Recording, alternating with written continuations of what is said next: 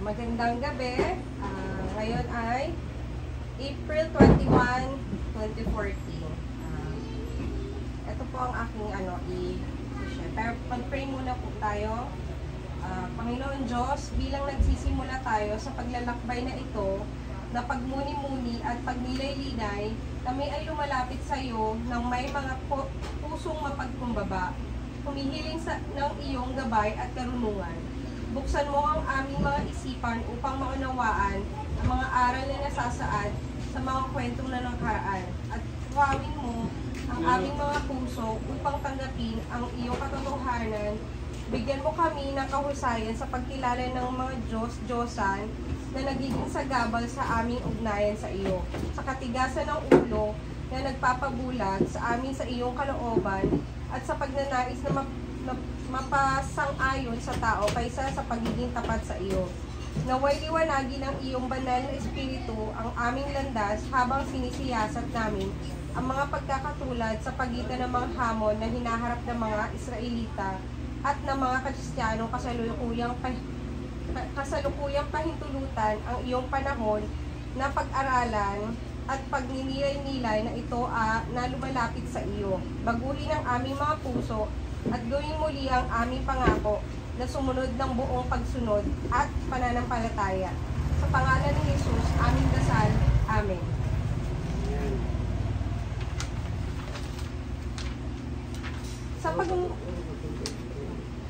Sa pagmumuni-muni sa paglalakbay ng mga Israelita, habang sila'y umaalis sa Ehipto, matutuklasan ang mga pagkakatulad ng nakikita sa mga hamon na hinaharap ng mga Kristiyanong kasalukuyang, bagamat nakikita sila na di kapanipaniwala at kamanghamanghang kapangyarihan ng Diyos at nakakaranas ng kanyang di maiiwasang pagmamahal.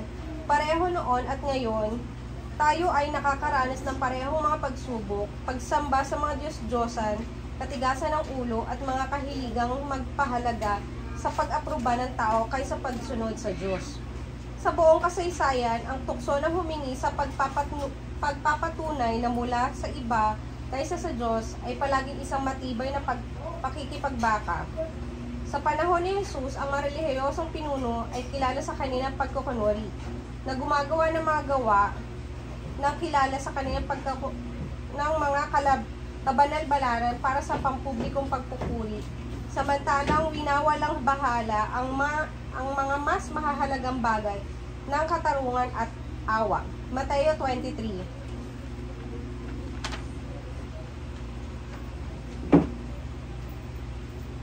Dito sa Mateo 23, pagkatapos ay sinabi ni Jesus sa mga tao na kanyang mga alagad, ang mga tagapagturo ng kautusan at ang mga Pariseyo, ang kinilalang tagapagpaliwanag ng kautusan ni Moises.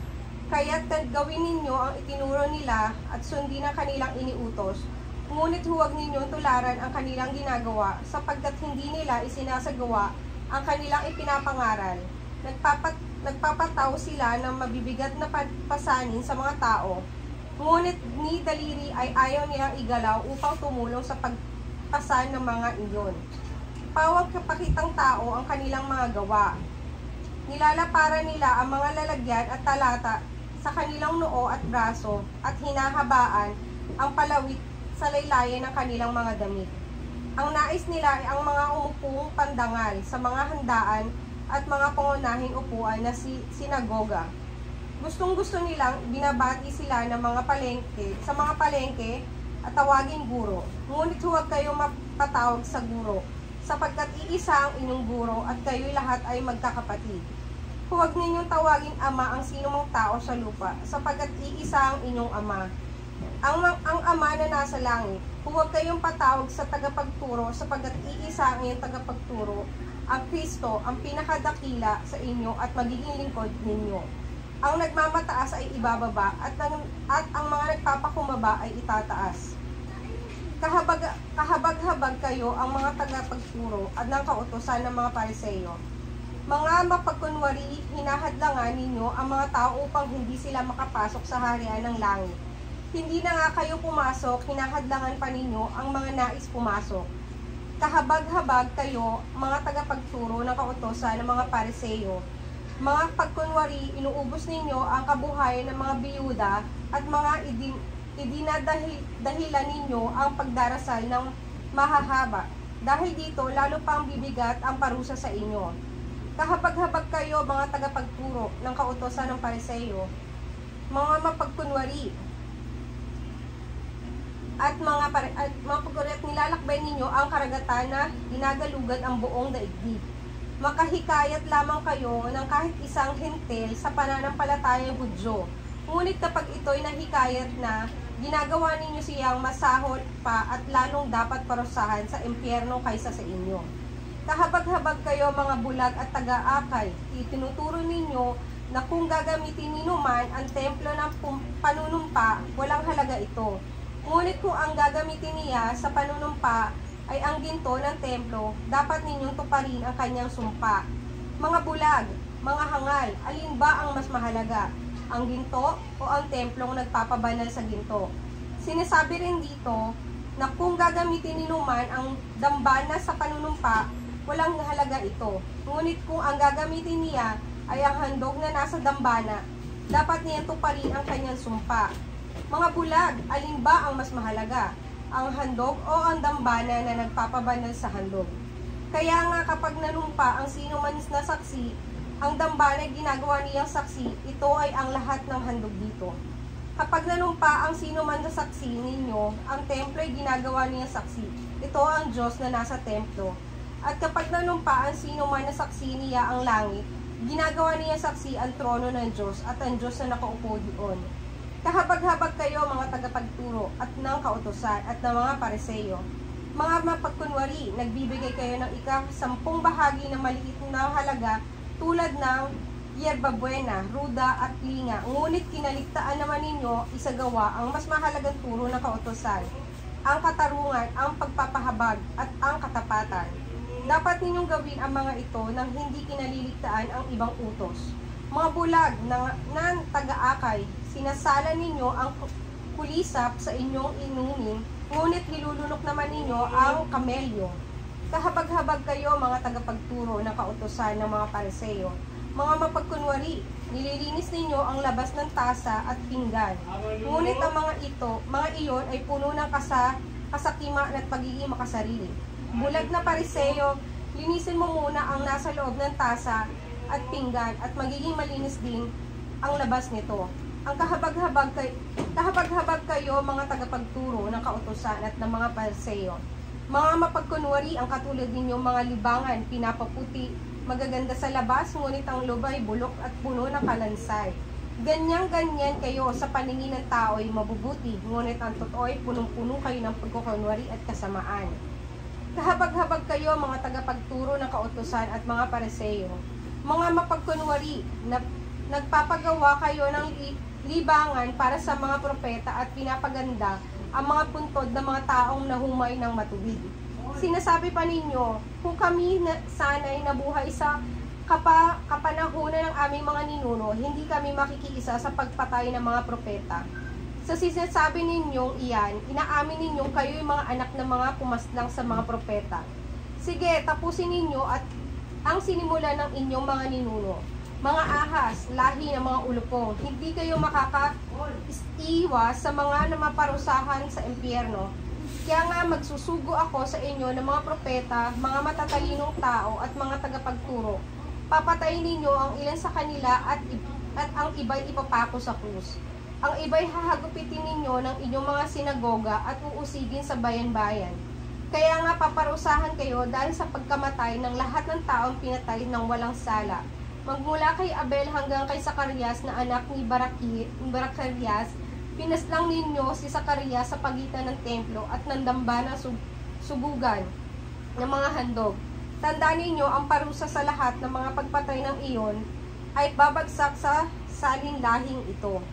Jerusalem, Jerusalem, pinapatay mo ang mga propetang binato ang mga sinunog sa iyo.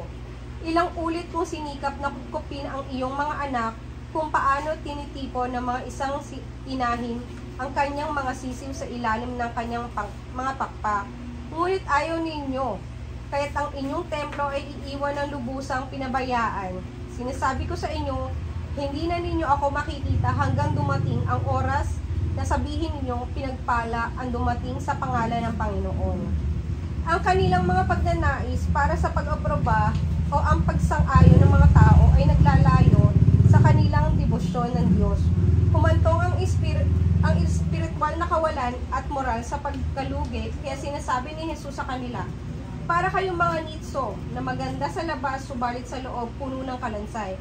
Ngunit ang presyo upang sumugod sa kahugalian ng mga lipunay ay makamit ang pagtanggap mula sa kasamahan ay maaaring magdala at sa ating palayo sa katotohanan Diyos. Maaari nating unahin ang mga pisikal na anyo at kultura ng pagiging tulad sa halip na tunay na pananampalataya at matuwid na pamumuhay. Nagbabala ang Kawikaan 29:25.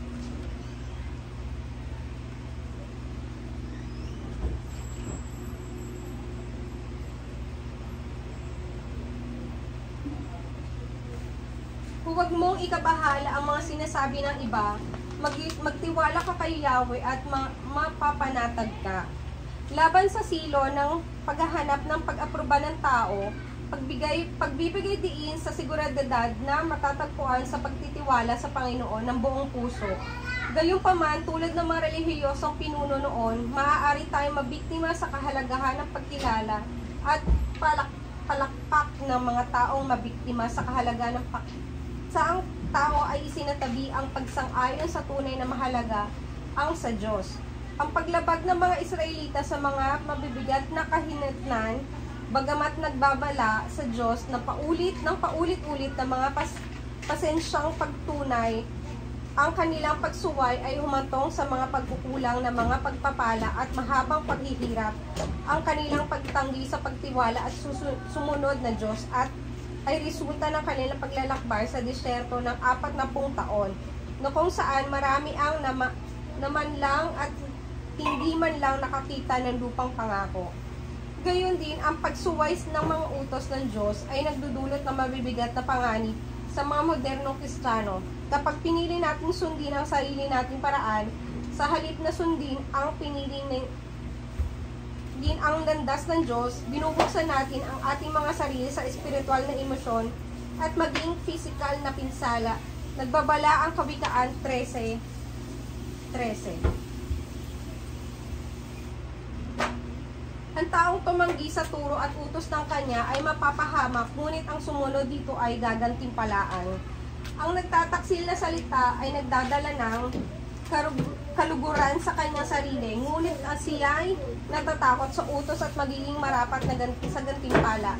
Ang pagsuway ay naghihiwalay sa ating ugnayan sa Diyos, nakakawala sa atin ng kanyang mga pagpapala at iniiwan tayo maging bukas sa pamansalang puwersa sa kasalanan at tukso.